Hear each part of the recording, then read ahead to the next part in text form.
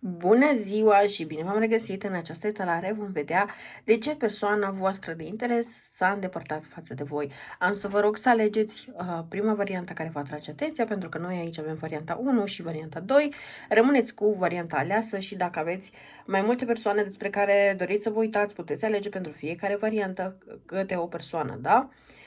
Țineți de asemenea cont că dacă doriți o etalare personală, veți găsi toate detaliile în descriere și să trecem la varianta 1. Hai să vedem care este energia voastră acum. Care este energia persoanei voastre. Opa. Ok. Vreau să văd care este situația dintre voi. Întâi o să așez cărțile și după ne uităm în detaliu la această situație. Situația dintre voi.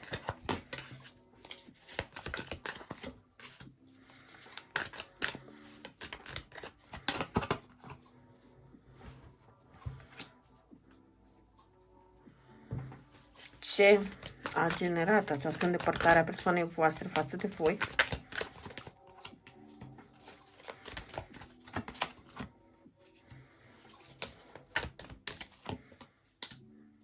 Și ce se întâmplă acum în viața sa?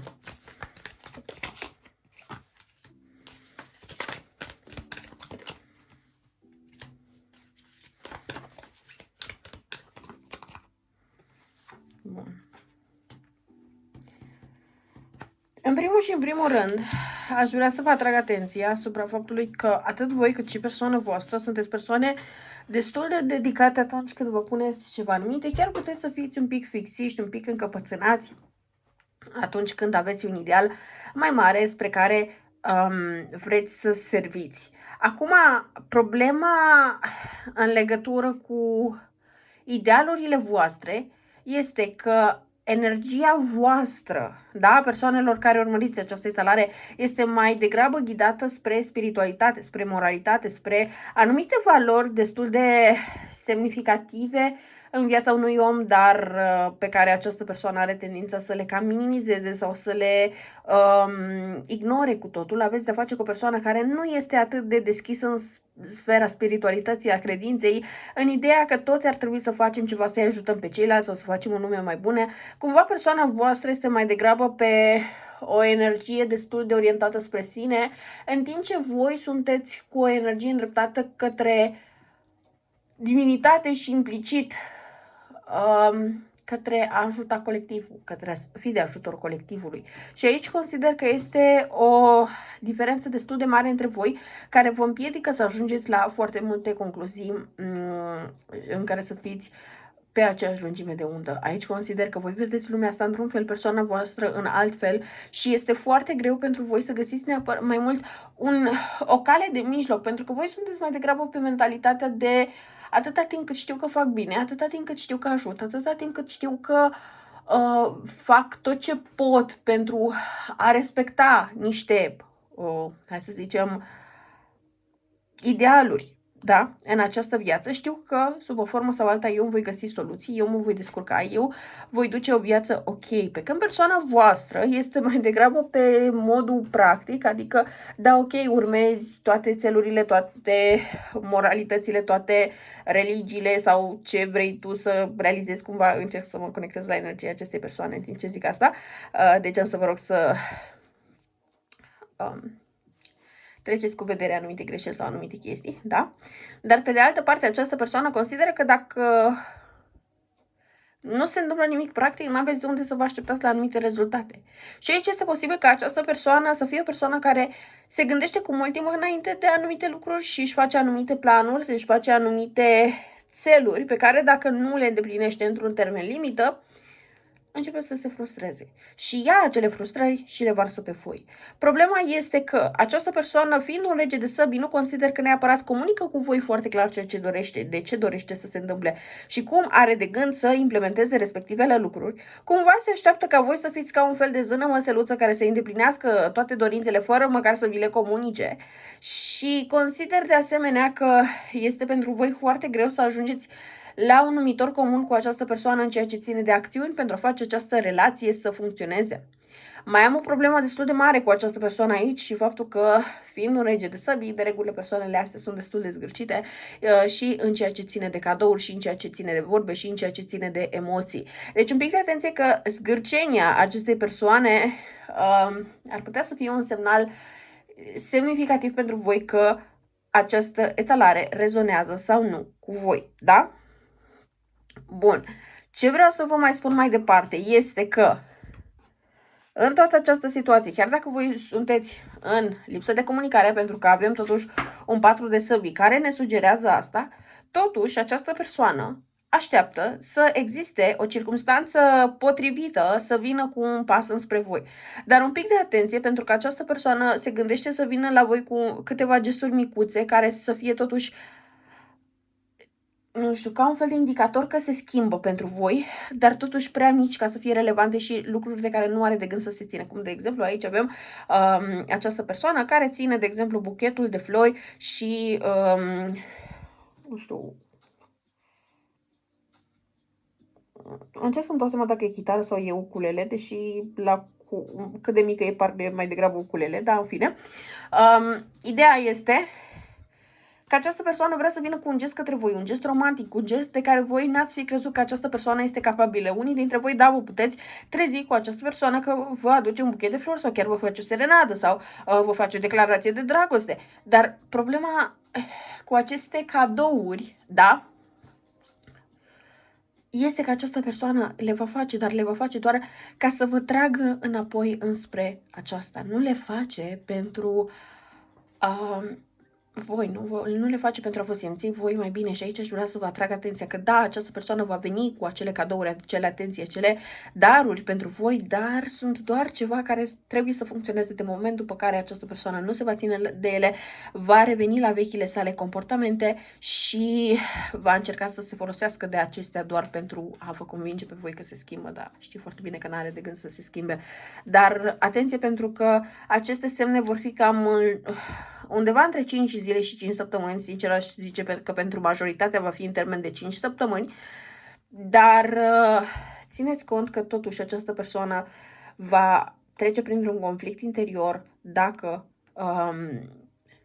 merită efectiv să facă acest efort sau nu, chiar și acest mic gest, chiar și aceste mici lucruri, pentru că încă o dată, pentru mine nu se simte ca și cum ar face niște gesturi neapărat grandioase, sunt niște gesturi mici, dar pentru felul zgârcit al persoanei de a fi, dacă rezonați cu această etalare, se va simți ca și cum e ceva wow, ceva ce voi nici nu v-ați fi gândit că i-ar putea trece aceste persoane prin minte, dar din cauza faptului că s-a comportat în felul în care s-a comportat până acum pentru voi, faptul că pur și simplu gândește și să face acel gest pare wow, așa? Deci nu este chiar atât de wow, pentru că oricum este un gest doar de moment. Bun, revenind la ale noastre, țineți cont că pentru această persoană, această relație este ca un fel de joc. Un pic de atenție pentru că această persoană vede relația ca și cum este o posibilitate, o modalitate, un joc prin care poate obține, așa, anumite nu știu, beneficii. Poate să fie vorba de faptul că voi aveți grijă de casă, poate să fie vorba de bani, poate să fie vorba de acces la corpul vostru, poate să fie de faptul că voi sunteți întotdeauna acolo să cocoloșiți această persoană. Acum, desigur, beneficiile astea vor fi diferite de la o persoană la o persoană. Eu sunt aici doar ca să fac citirile acestea pe YouTube, vor fi cel puțin generale, așadar nu se pot potrivi automat cu toată lumea, dar una este să fie o etalare personală, alta este o etalare generală. Dar un pic de atenție pentru că există anumite beneficii pe care voi le oferiți acestei persoane, indiferent că vă dați seama de lucrurile astea sau nu. Doar că în această relație pare că aceste beneficii primează, da, în motivele sale pentru care continuă această conexiune. Deci nu se simte ca și cum această persoană continuă relația cu voi doar pentru că vă iubește sau doar pentru că este drag de voi sau doar pentru că s-a obișnuit cu voi, ci din contră, consideră că mai are ce lua de la voi. Mare atenție la această atitudine pentru că nu este deloc o atitudine sănătoasă. Nu este într-o energie în care să ofere echivalentul, pentru că da, ok, pot exista și relații în care lucrurile funcționează pe bază de schimb, dar persoana asta nu oferă neapărat ceva la schimb, această persoană doar vrea să ia, da? Atenție foarte mare. În ceea ce ține de acest rege de bâte, Nu vă gândiți că această persoană este persoana care să se schimbe brusc, care să se gândească brusc și la ceea ce doriți voi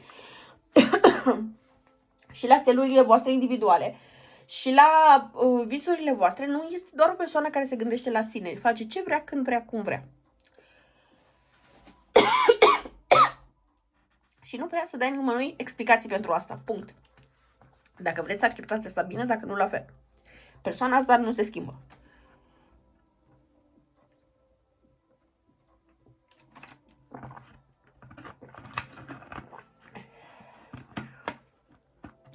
Două secunde.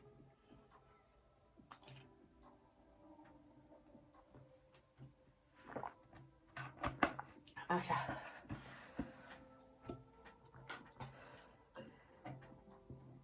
Bun. Revenind la ale noastre.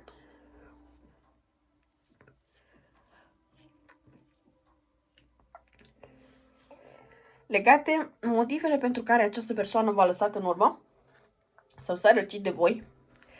Ei bine, această persoană pare că este în continuare de noi oportunități în viața sa. Aceste oportunități, o să vă zic din start, îmi par mai degrabă că țin de carieră, că țin de partea financiară, că țin de niște progrese semnificative pe care le poate avea și le poate simți în perioada imediat următoare în viața de zi cu zi, în stilul său de viață mai exact, da? Dar această persoană nu-mi pare neapărat că este interesată de altcineva în acest moment, da? Deci nu, dacă voi vă gândiți că are pe altcineva sau asta, nu văd că ar fi cazul. Dacă știți sigur că această persoană are în acest moment pe altcineva, atunci această etalare nu vi se potrivește. Asta este doar pentru persoanele nu știu, care știu că au de-a face cu o persoană care se potrivește acestor descrieri, acestor lucruri și am zis ca și element diferențial e zgârcenia. Deci dacă persoana asta e zgârcită, da, ok, este etalarea voastră, dacă nu, bun. Ce vreau să vă zic acum este că, deși poate nu vă dați seama sau poate această persoană nu v-a dat de înțeles că ar face așa ceva, consider că aici această persoană are pe cineva cu care se sfătuiește. Acum, pentru unii dintre voi poate să fie într-adevăr faptul că această persoană apelează la etalări personale, chiar dacă nu confirmă acest lucru, nu se arată interesată această persoană de spiritualitate. Pentru alții dintre voi poate să fie vorba de o mamă, o soră, o verișoară, o persoană care este în sine destul de dezvoltată pe partea de intuiție, dar nu neapărat pentru toată lumea face partea de etalări, dar această persoană se sfătuiește cu cineva, o persoană despre care nu menționează foarte multe. Este o persoană pe care știe că se poate baza și știe că este o persoană care nu ar căuta să profite de această persoană. Deci aici este vorba de o înțelegere cu o persoană de sex opus, dar care are o intuiție dezvoltată și poate citi cu ușurință oamenii. Cât despre ce se întâmplă acum în viața acestei persoane? Ei bine, acum pare că această persoană caută să atragă atenția, dar cumva un pic de atenție, pentru că mie îmi pare că această persoană caută să vă irite, caută să vă sâcâie, da? Caută să obțină o reacție de la voi. Deci dacă această persoană se postează cu cineva sau postează ca și cum ar fi plecată cu cineva undeva sau ceva de această natură, să știți că este doar o postare care să vă sâcâie. Vrea să obțină o reacție din partea voastră. Apoi, țineți cont că această persoană nu consider că are pe altcineva, deja am spus chestia asta, și țineți cont că această persoană va veni la voi în termen de 5 săptămâni. Asta este estimarea mea de timp. Dar eu nu v-aș sugera să reacționați nicicum dacă vedeți vreun story, vreo postare, vreo poză în care această persoană este etichetată. Pur și simplu este mai bine să ignorați cu totul acea postare și să vă vedeți de treaba voastră, pentru că cu cât mai multă energie acordați acestei persoane, cu atât mai multă încredere și validare îi oferiți să continue cu aceste metode în legătură cu voi și această relație. Adică așa consideră că vă controlează, așa consideră că are un control și atât asupra voastră cât și asupra relației. Și nu cred că este cazul să-i oferiți acest sentiment de control, da? Bun. Dacă doriți etalare personală, găsiți toate detaliile în descriere. Acum, revenind la etalarea a doua. Întâi, hai să vedem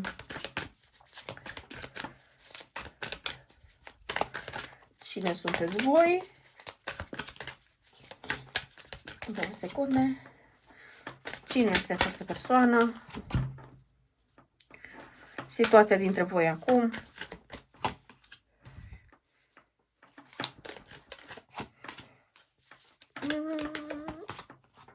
O să zic din start că aici nu sunt sigură că toate cuplurile sunteți 100% despărțite. Aici consider că vor fi destul de multe persoane. 2 secunde că aici alergiile își bat joc de mine un pic.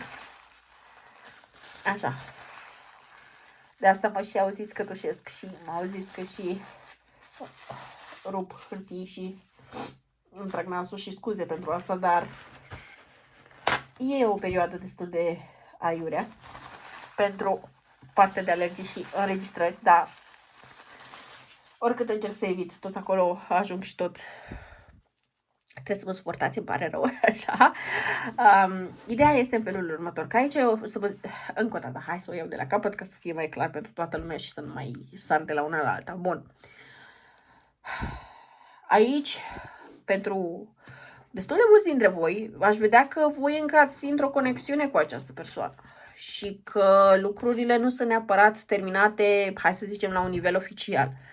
Se simte o răceală între voi, se simte o ruptură între voi, dar aici poate să fie faptul că, de exemplu, pe social media încă aveți statutul de relații sau încă locuiți împreună sau toată lumea este obișnuită să vă știe împreună și nu neapărat ați făcut public anunțul de separare sau ceva de natura asta sau pur și simplu sunteți în acte, dar nu mai aveți treabă unul cu celălalt. Dar pare că ruptura care s-a produs aici este doar parțială. Și cu toate că, din punct de vedere emoțional, foarte multe lucruri lipsesc aici, mai ales în ceea ce ține de implicare și cumva fiecare știe că oricât încercați să trageți de timp, tot acela va fi rezultatul. Da. Cumva sperați că poate, nu știu, intervine zâna măseluță, divinitatea, un înger păzitor, nu știu, cineva sau ceva, da? Care să vă țină totuși uniți și care să vă apropie din nou. Aici există o continuitate a acestei situații, a comunicării dintre voi, chiar dacă este minimală, da? Dar este mai degrabă din teamă.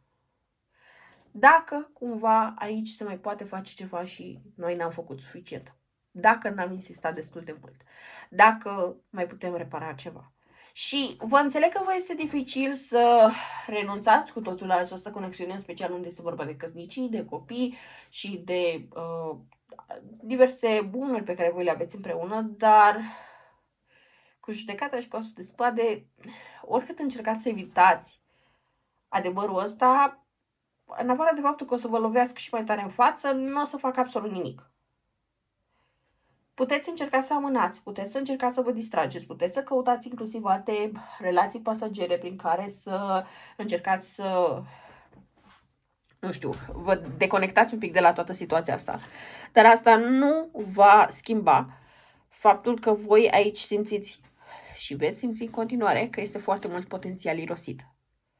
Ăsta este pur și simplu un adevăr cu care va trebui să trăiți atât voi cât și persoana voastră de interes.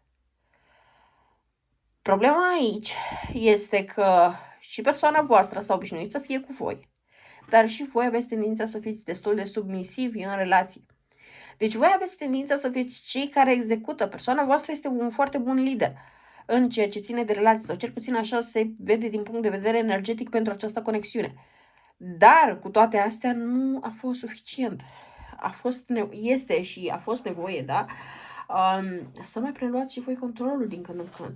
Și mie îmi pare că voi încercați momentan atât de mult să mențineți măcar ceea ce a mai rămas, măcar ruinele acestei conexiuni, încât nu vă dați voie să întâlniți, să experimentați și să vedeți cum este să aveți ceva mai bun. Pentru voi există într-adevăr posibilitatea de a o lua de la capăt și de a întâlni pe altcineva.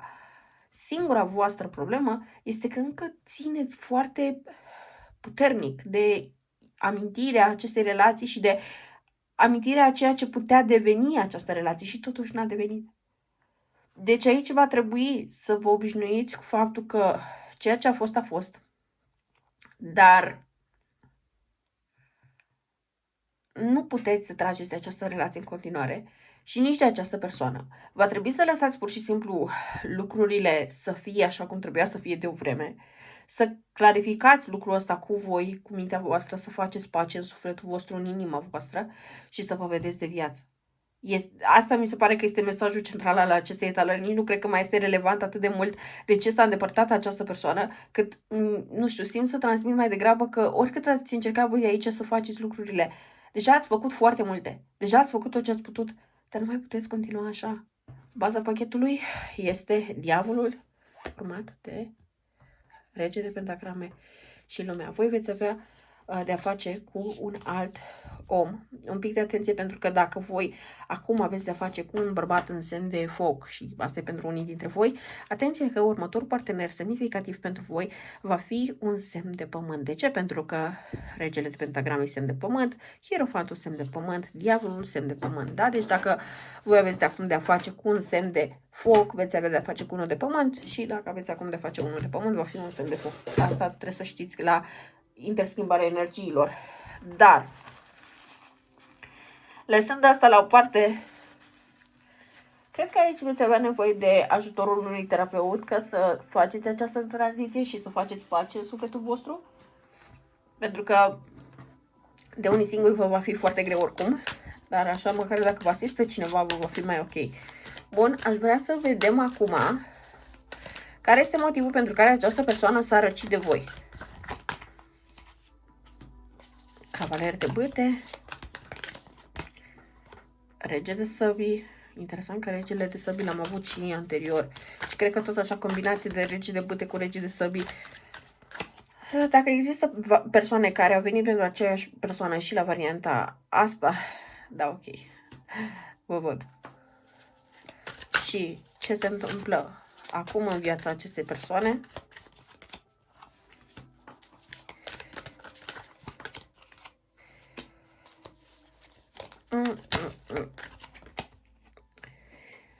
Bun.